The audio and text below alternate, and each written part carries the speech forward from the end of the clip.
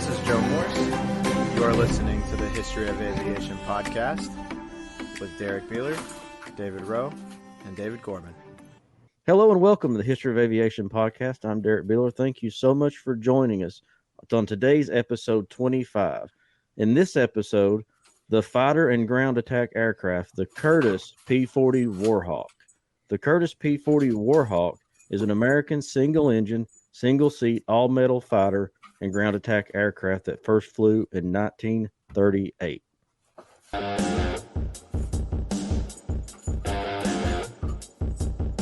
Aviation enthusiast, plane spotter, graphic designer, Mr. David Rowe. Greetings, folks. Glad to be here. How are y'all doing? Wonderful. Doing just fine. Well, good. We're doing good here. Enjoying the smoky skies here in East Tennessee. I don't know if you all have looked outside lately, but it's white. Spent some time yesterday at the airport. We had the couple of Blackhawks from the 160th SOAR out of Fort Campbell stop by. And I ran to the airport and got some pictures and video. And I was editing the pictures last night, and everything just has this white haze about it. It's just amazing how much smoke is in the air now. But, I was at it all day today. Doing good and glad to be here. Aviation enthusiast, plane spotter, science teacher, Mr. Dave Gorman. How's it going, Dave? Hey guys, things are going well. Had a good week here the last week, just doing some regular things, and went and saw some friends play music, shot a bunch of video last week for them, and been packing this week because, as I'll try not to mention 37 times today, I'm heading up to Oshkosh. Oops, there I go. Yeah. Heading up to Oshkosh for a little event coming up next week, and can hardly wait. So looking forward to that, and I think we're going to try, Derrick, to do some reporting for the podcast from up there. Mm-hmm. And Mr. Rowe, as our graphic designer, you put the graphic in graphic design. That's right. I understand you're creating some things for me to take and hopefully distribute and hand out up there, right? That is correct. I've got some business cards and some flyers to help promote us, and hopefully a lot of people will see it and tune in and give us some feedback. That'd be wonderful.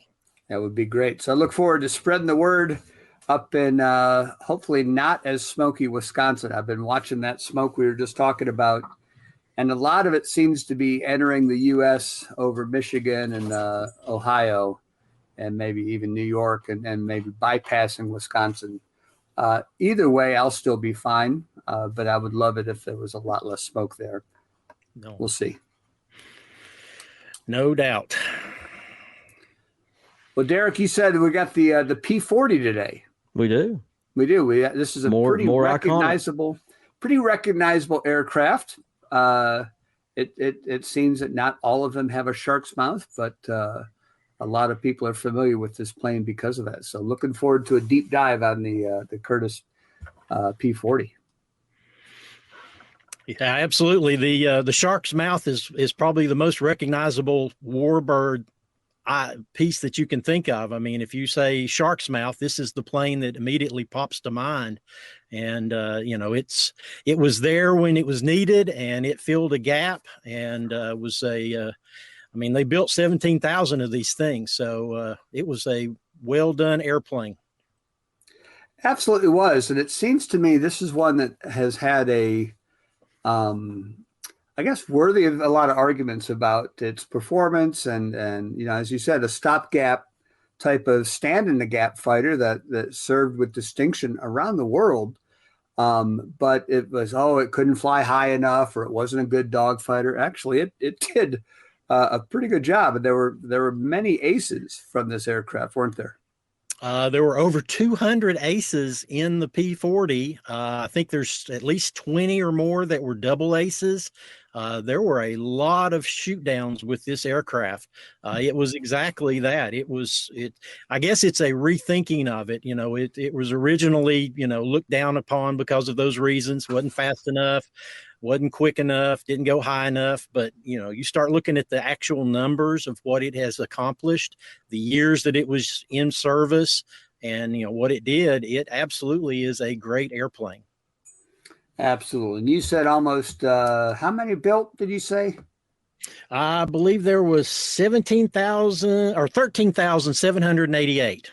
13,788. Yeah, 13,000. So almost 14,000. This is one that is still in use and often seen in the air at air shows. So this is one you're likely to see.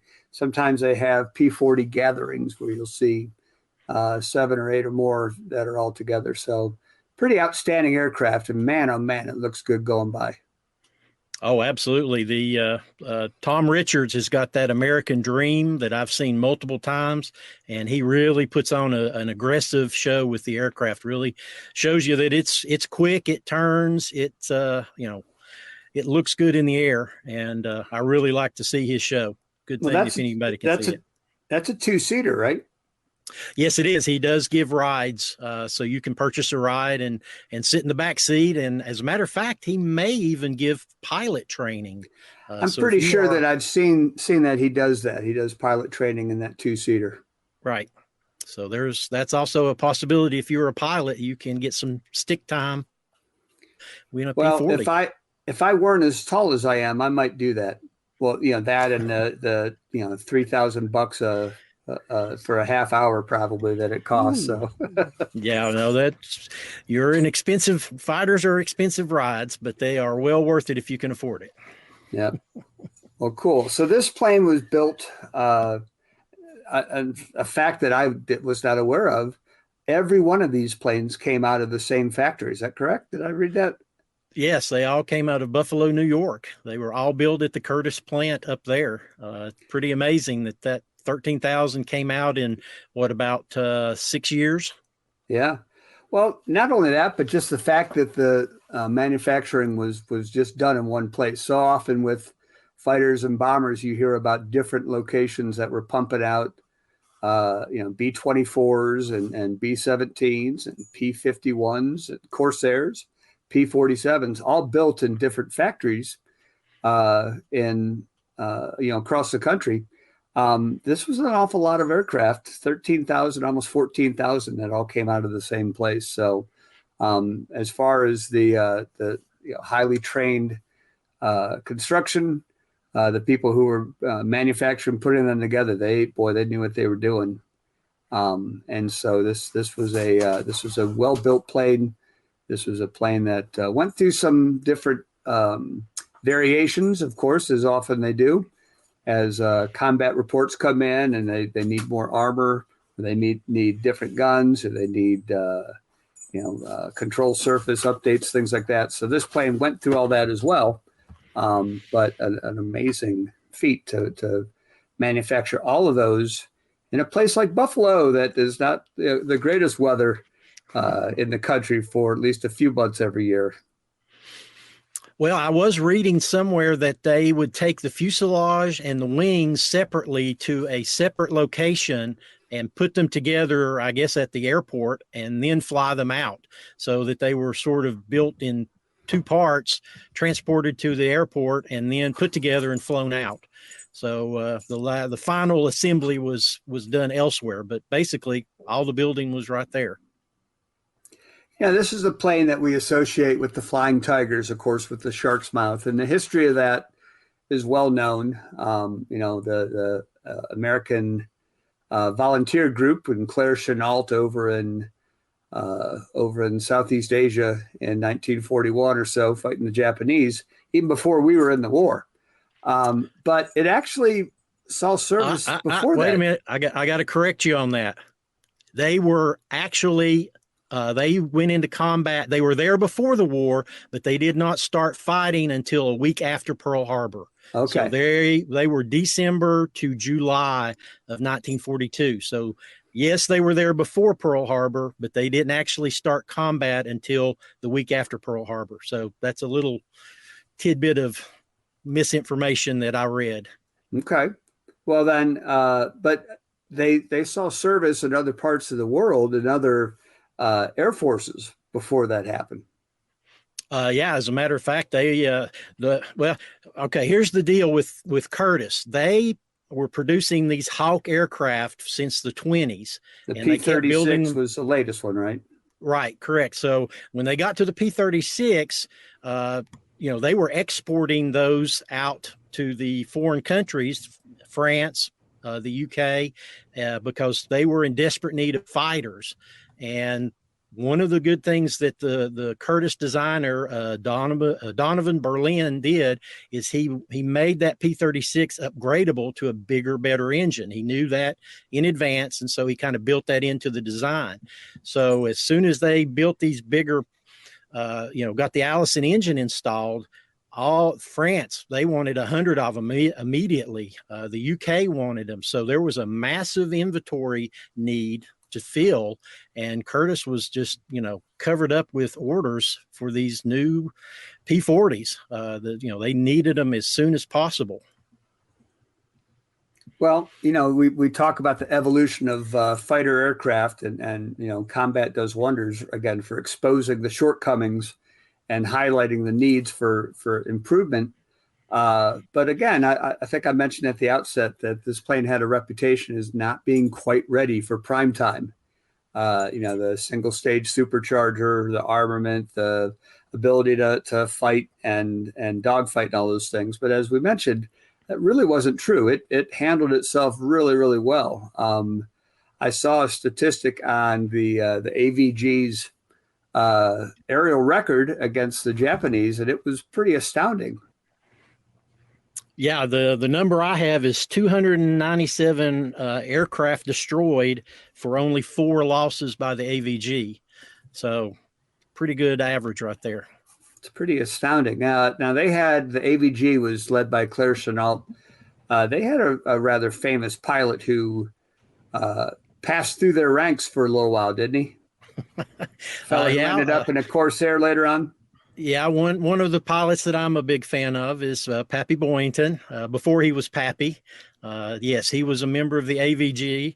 I don't think he had a very good time there. He left a little bit early and went back to the States and rejoined the Marines. But yes, he did pass through there. There's a few very famous aviators from the AVG. Now, you mentioned something there. You said that he rejoined the Marines, and that was an important thing about the AVG. These guys resigned commissions to fly and fight. Is that correct? That is correct. There was a special deal made with the U.S. government that if any of these pilots in the military wanted to resign and go be basically a mercenary pilot for the Claire Chenault and the Chinese government, you could make a lot of money. They were paid about $600 a month for every plane they shot down. They would get $500, and in 1940s that was a lot of money. And so they were getting. I think the majority of the pilots that went were either Navy or Marine. About 2/3. The other third was the Air Corps and just airline pilots. But yeah, they just kind of gave up their position in the military, went over and flew for about 6 months. And then when all that was over, the AVG was reabsorbed back into the U.S. military. And so they returned to their previous places and ranks. It's pretty amazing. Now, I was also trying to keep straight in my head the difference between, because this is always a Warhawk to me. But when I was building models kind of regularly, I'd see models for the Kitty Hawk and the Tomahawk, and it was always like, well, I guess that was just the British designation or something. But other countries called them that as well. What was the difference with those models? Well, exactly. So the P-40 in the United States is the Warhawk. All versions go under as a Warhawk. So the export models to the UK, the British Commonwealth countries, France, those all became Tomahawks originally. So the models A through C are all Tomahawks. Anything from D on is considered a Kitty Hawk in the export world. And really the basic difference in it is if you look at the P-40s, the early models have an extended nose. They kind of, where the chin scoop is, there's a, extension out to the propeller, and that's for the gearbox on the Allison engine. So it sticks out a little bit further on that earlier model. When they upgraded the engine on the D model, the engine shape changed. The drive shaft went a little bit higher, so they had to remodel the nose of the aircraft to fit this sort of slightly shorter, thicker engine. And so then you've got what we consider the P-40 with the chin scoop right underneath the propeller. So the early models, long nose, smaller engine, Tomahawks, the bigger engine with the shorter snout are all Kitty Hawks.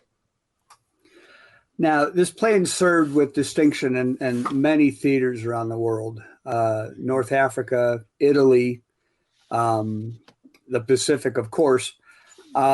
It was not real successful in Western Europe, I was reading. Well, and that all leads back to that one fatal flaw, which in actuality, the request for the aircraft that Curtiss was building these under, they were not required to be high flyers. The military's contract only needed them to get to 15 or 20,000 feet in the contract. So that's why they have a single stage turbocharger and don't do well after 15,000 feet. Well, in Western Europe, most of the combat takes place at 20,000 feet or higher. So therefore, your Mustangs and your Thunderbolts with the turbo superchargers, they are perfectly suited for that environment. Whereas the P-40 is literally, it's a low level aircraft. It performs best in that 10 to 15,000 foot range. And there it's a great aircraft. I guess that combat was so high because that's where the bomber stream was. So escorting fighters who were there to prevent planes getting picked off by prowling German fighters and Italian fighters and things like that. That's exactly correct. I don't think the U.S. military really were thinking about that when this plane was first envisioned. They were thinking it would be more low level, closer to ground support, which this plane excelled at. That their reasons for the plane were for lower level. And then as the war progressed, that the war changes your needs. Everything went higher in Western Europe. So this plane just wasn't suited for it. Whereas just about everywhere else, it was perfect. Well, as we mentioned, there are several examples of these that are still flying, a bunch in museums. I don't remember the first time I saw one, but I do remember one I saw at an air show that was up in Dayton in the 90s. And I was like, what the heck is that? And it was flown by Sue Parrish. And Sue Parrish lived in Michigan. And I think she, if I remember correctly, somebody will correct me if I am wrong, I think she and her husband were heavily involved in the museum in Kalamazoo. And that's where this plane is now on display after her passing. But it was the plane was painted pink. And I thought, well, that's just a bit too much. It had the eyelashes and the eyes of the flying tiger and lipstick and everything. I'm like, what is this all about? Well, it turns out, that there were Kitty Hawks, there were Warhawks that were painted in this desert camouflage that made them look a little bit more pink, and not just P-40s that were that way. But it was a iconic look and one that was really cool to see. I did get to see it fly a couple of times. I have seen photos of it. As a matter of fact, I believe she had a mentor that she painted in that same pink with the shark mouth. So when she got a little older and less capable of flying the hot P-40, she settled for a mentor and still flew under that paint scheme. Good for her. Oh, absolutely. Pretty impressive stuff. Yeah. So there was a loss not too long ago, just in the last month, of a active P-40 that crashed on takeoff. One that we saw recently down in Georgia at a gathering of P-40s.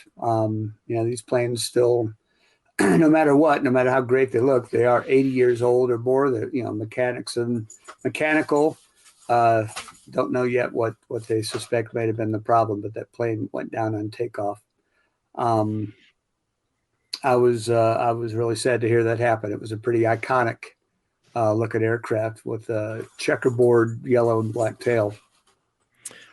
Yeah, it was very, very pretty. And, it's just, that's an unfortunate case, man and machine, they fail at times. And sometimes it's catastrophic and sometimes it's just a ding. So hopefully they can get it repaired and reflyable at some point in the future. We'll see. Well, you were talking earlier about all the aces, and I think you mentioned over 200 pilots flying the P-40s got at least 5 kills at a P-40. That seems to be, again, belying the idea that this was a stopgap type of aircraft that was just there until better things came along. Well, that's true, but that's exactly why there are so many aces in this plane, is because it was there first. It was the plane that filled the gap before the P-47s and the P-51s arrived. And so there were pilots that used this across the world, New Zealand, Australia, Canada, the United States. So many places were using this aircraft that's why it racked up such a big total. The highest scoring ace is Clive Caldwell of the Royal Australian Air Force. He scored 22 victories in North Africa in the P-40. And as a matter of fact, he was Australia's highest scoring ace with 28 and a half victories total. So 22 of his 28 and a half came in the P-40. Well, I guess we can guess how he felt about this plane. Absolutely. I was reading that Australia, that they loved the P-40 because they had so many of them. They didn't have other aircraft. They didn't have a lot of Spitfires and Mustangs available. They had the P-40 and they really, really loved them. On the opposite end of that, I was reading that the Soviets did not care for the P-40, because of their cold winters, and the way this is a liquid cooled engine, it does not perform well when the liquid freezes. So it took them a year or two to kind of get all the winterization figured out on the P-40s before they, could fully make use of the aircraft. Again, ground attack, they used them quite a bit for ground attack, but the Russians got a lot of P-40s, but they liked their P-39s better. Liked having that big cannon in the nose, didn't they? I believe so, yes. So I guess one of the things you always read about, too, is as war progresses, as combat experience becomes more and more widespread, pilots learn about their opponents and, they study them and they learn their weaknesses. And they know that, there are things that there are types of fights that you don't get into with a zero. There are aspects of the combat envelope that you just don't explore because you're not going to come out ahead. It seems like, especially with the AVG, that they really studied what was happening and made sure they trained that way so that you didn't get into these. I think they said if you had to, you could always fly away. You could always get away from the zero. But there were some maneuvers and turning and banking and things. You had to be really, patient, and it's good to be aggressive to push the advantage when you had it, but also don't fly into their advantage. Yeah, it's 100% correct. The way the Claire Chennault taught the pilots was sort of a zoom and climb. You dive. This plane, the P-40, is an excellent diver. It's very heavy. It's very sturdy. I was reading about that they reinforced the wings, so it's got a very high G tolerance. So you would dive in on the Japanese aircraft, attack, zoom away, climb up high, turn around, find your aircraft, and go back and attack. Because in a turn, the Japanese aircraft are very light. They're not heavy. They don't have a lot of armor. They didn't have self-sealing tanks, so they were light and could turn on a dime. And the P-40 is fairly nimble, but the Japanese could turn inside them, and so they were taught not to do that. And similarly, I was reading the Germans would kind of do that attack to the P-40, where they were faster and more nimble. They would dive on the P-40, climb up, and the Messerschmitts would turn back around and come back and attack. So it was kind of, like you said, each side was using their advantage. If you've got more speed and can dive away, then let's do that. And that's how they fought their combat. So this was a strictly land-based fighter, though, right? Yes, I did not see anywhere where it was used by the Navy or on a ship, aircraft carrier. It was transported. I saw several instances of it being transported, and some transport ship, I can't remember the name, that was sunk, that was transporting P-40s in the Pacific. So it was on ships, just not flying. What was this plane replaced by in the Pacific? For land the P-38. The P-38, yeah, because the P-38 had very long legs with that dual engine. You could lean those engines out and you could fly a long distance on that. So I believe the P-38 was the one that sort of took its, fighter duties away. Well, speaking of that, do you have some stats on range and speed on this plane?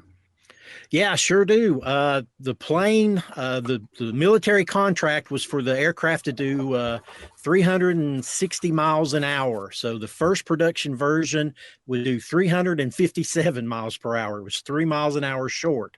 And that was sort of its bugaboo for all time. It was always just not quite as fast.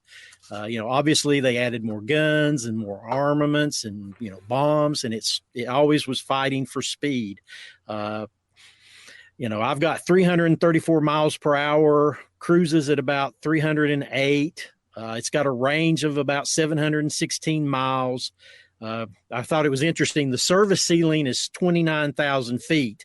But as we've talked about before, once you get above 15,000 without that turbo supercharger, it just doesn't really do well. It's about 37-foot wingspan, 10 feet tall, gross weight of about 8,500 pounds.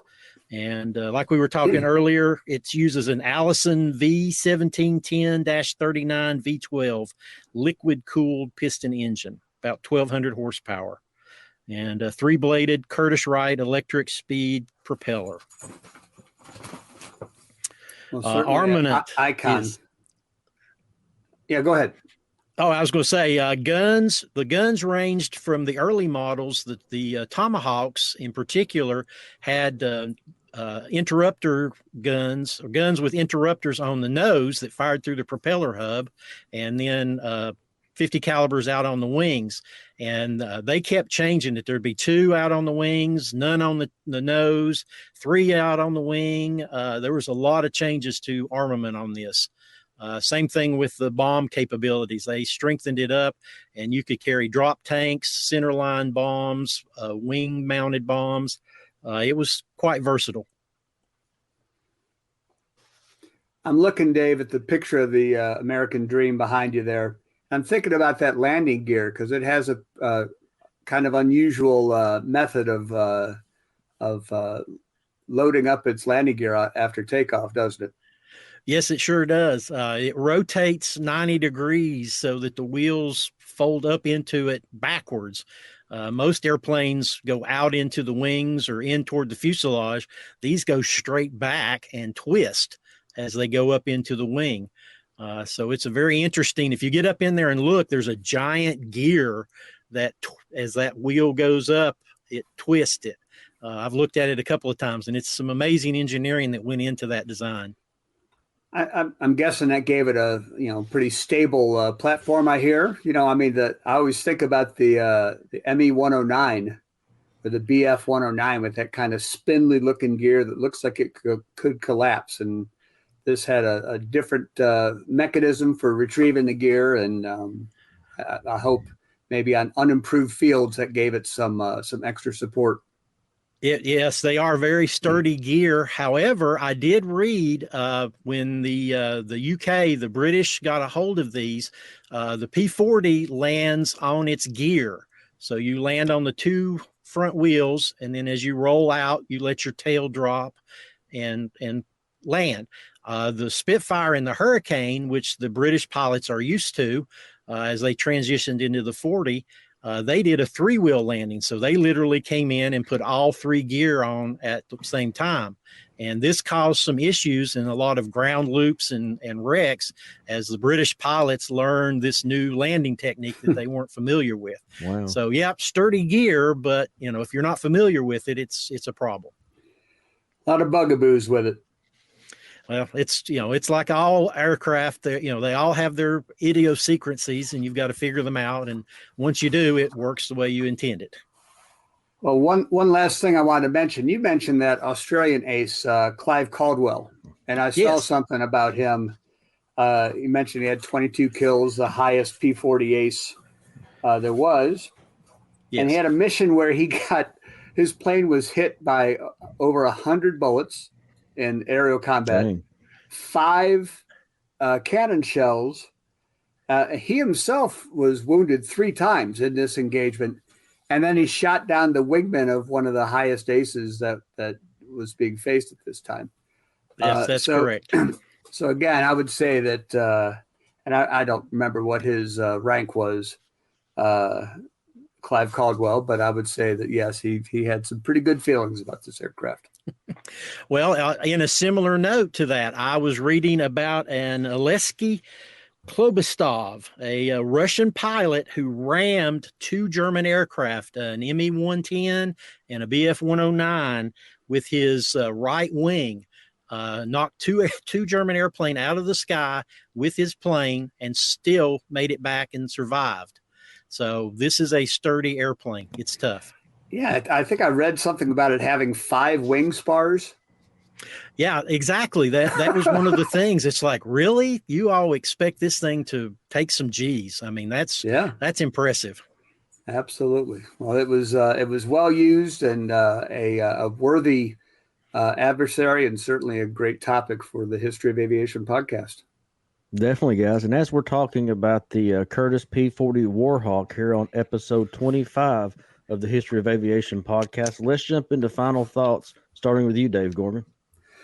Well, I appreciate very much. I was excited when I saw this was our topic because this is a plane I never tire of seeing. I have thousands of pictures of P-40s in flight, over 20 years at air shows, and it looks great on the ground. It's just it just looks bad. I mean, no matter the paint scheme, it just is rakish and cool and fast looking. I mean, it definitely has a late 30s, 40s feel to it.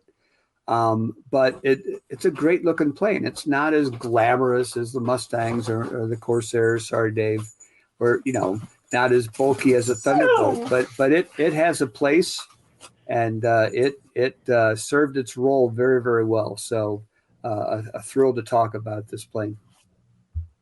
David Rowe, closing thoughts.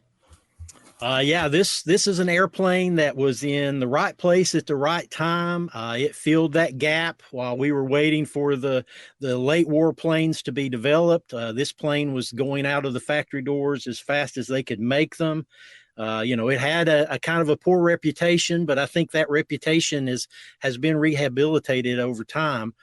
People now, it's a good airplane, and they kind of know it. So we're glad to see that. It's really durable. It was strong. We talked about it. One of the things that I thought was interesting, read a quote from Tex Hill, who was a AVG pilot. He says, "You never pilot a P-40 without wishing you had something better." So they always knew it wasn't the best airplane, but it was really good and it got the job done. So it's a great plane. Deserves all the accolades it gets, and I love seeing it fly. So great plane. Definitely a great topic. And guys, let's jump into social media, starting with you, David Rowe. Aerophile.com, AEROWEPHILE.com. I have got all kinds of pictures and videos, YouTube, Facebook, Instagram. I've got a website under Aerophile, so come look at some airplane pictures and videos. I got some great stuff. Like I said, I've got some SOAR Blackhawks coming out very soon. Dave Gorman. There we are. We just started our Facebook page for the group, and I don't have the address up here yet, but I'll read it out loud. We'll be sure to add it. Definitely. www.facebook.com /group /groups /history of aviation podcast /. So all those things, it'll be a lot easier. We'll put a link in so you guys can find it. And but what all can folks do from there? What's that? What all can folks do from that group? Well, they can find links to our all of our podcasts, and if they have comments and suggestions, feedback of any kind, it's got information about the podcast there. So just kind of centralizes some things, and we'd love to have some discussion going on there too. Definitely. Yeah, absolutely. I also have my Instagram at _ it's Dave Gorman. With occasional aviation content. I do have other things that I post pictures of, but certainly you can go there. And then my YouTube channel is called Gormania. So please come and visit those things, leave comments. And I expect, as I mentioned at the top of the show, being in Oshkosh, we're going to set up a couple of live remote type things where I'll go around and talk to at least Derrick. Hopefully David can join us. We'll see. But there may be some aircraft that we feature that I can do a little report standing underneath something of interest that might be there. So looking forward to that. Those will be on our Facebook page and likely on my YouTube channel as well. Doesn't it seem, David Rowe, that Dave Gorman always seems to be on location somewhere?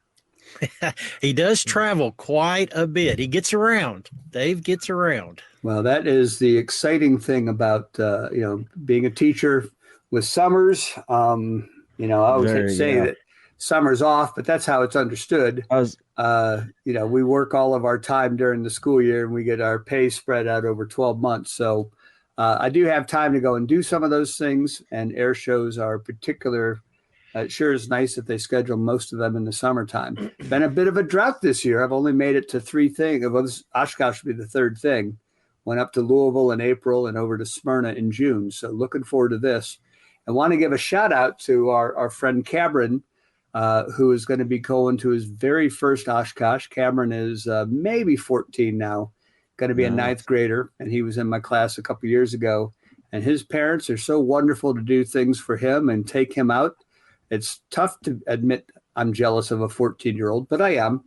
I'm big enough to say that. He's going to his first Oshkosh, and Bruce and I look forward to seeing him and his parents up there. Definitely. If you see him there, mic him up, let him join us. I will absolutely do that because, fortunately, I've been our host has provided me with 2 remote mics, so maybe I'll get his first impressions of Oshkosh. That would be a cool thing to have.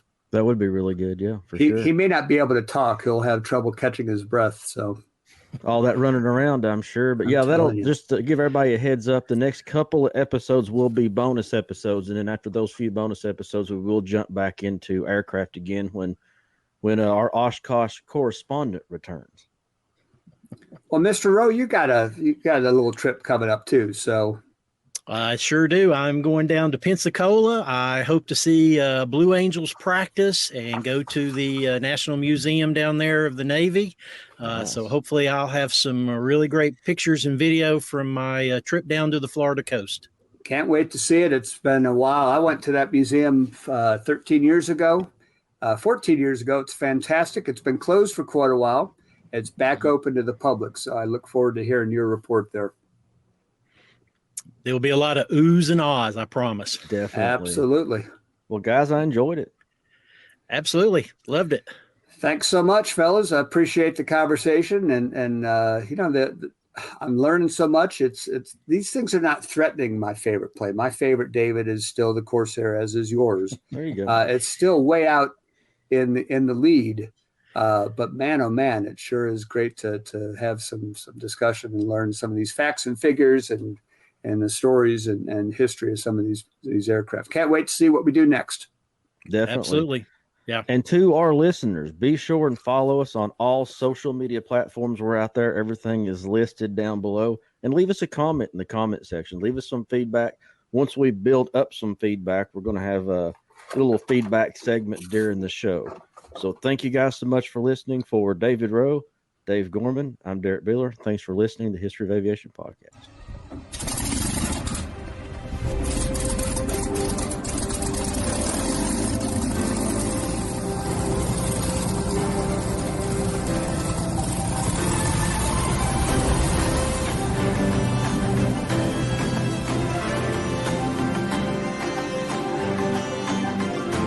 This is Joe Morse. You are listening to the History of Aviation podcast with Derrick Beeler, David Rowe, and David Gorman.